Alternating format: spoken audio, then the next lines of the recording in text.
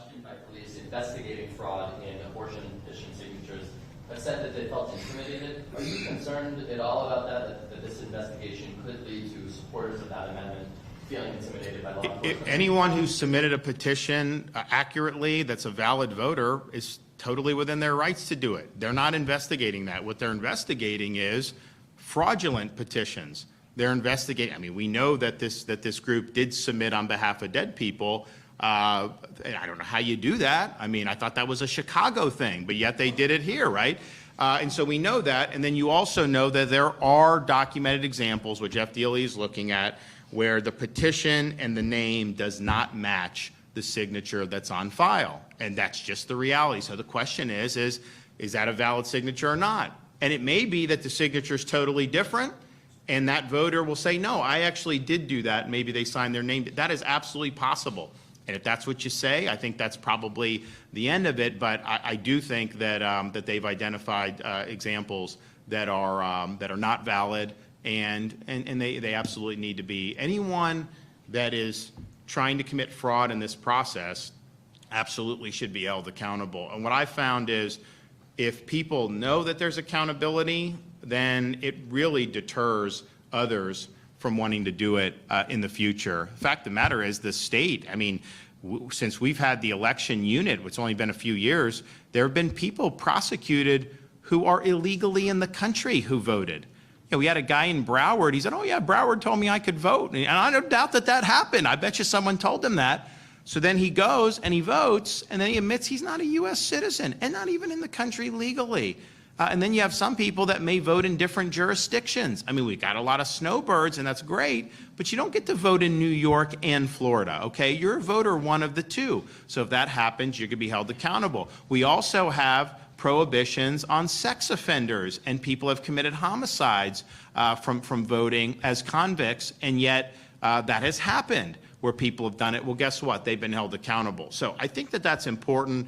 Here, we know what the laws are. Let's just all abide by them, and then let's hold people accountable who didn't do it. And that's true whether it's actually voting. In some of these elections have been very close for local offices. I mean, you're talking about sometimes a primary can be decided by like 50 or 100 votes. That's happened in South Florida recently. So having people that aren't eligible to vote do it. And oh, by the way, our state constitution says you have to be a U.S. citizen to vote in any Florida election.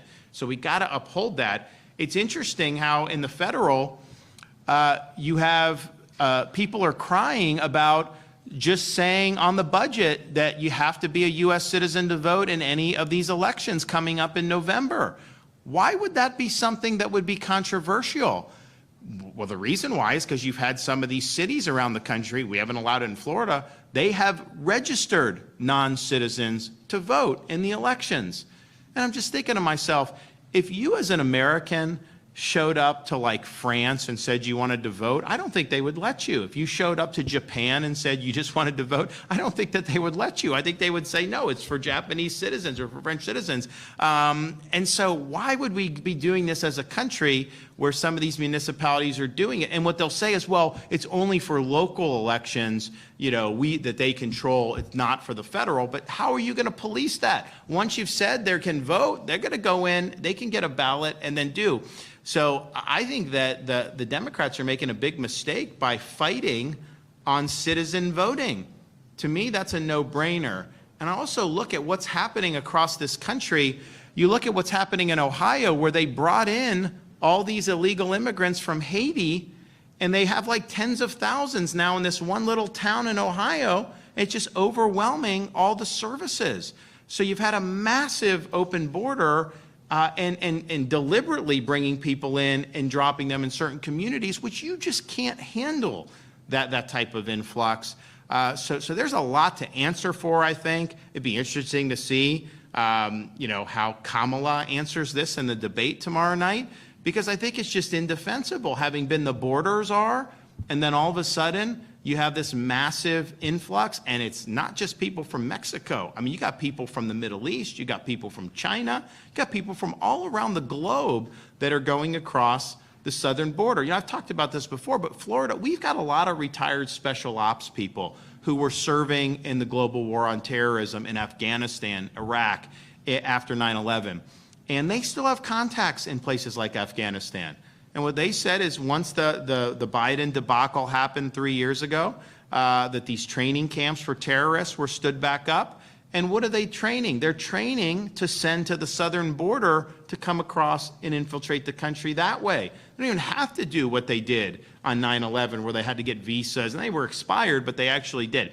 So there's a huge amount of problem with what's happening by abandoning the rule of law when it comes to secure borders and when it comes to really valuing, there's people that would crawl over hot coals barefoot to become a U.S. citizen, to do it the right way.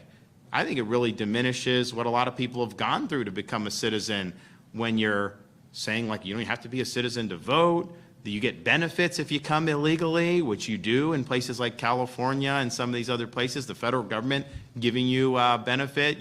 Someone was asking me about, they had a relative that had been applying, it'd be a visa, it's been tough and all that. And like, what are your recommendations? Like, well, we don't do immigration in Florida. It's a federal issue in terms of a visa. But the truth is, it's easier to just come through the border than to actually apply normally. Like that's just the truth. How did we get to this point in this country where this is going on? So I think there's a whole host of issues about making sure that citizenship matters, making sure that we're respecting the sanctity of what being an American citizen means, making sure we're respecting our borders, but certainly respecting how this works in the context of these elections. And we want all citizens to have their voice.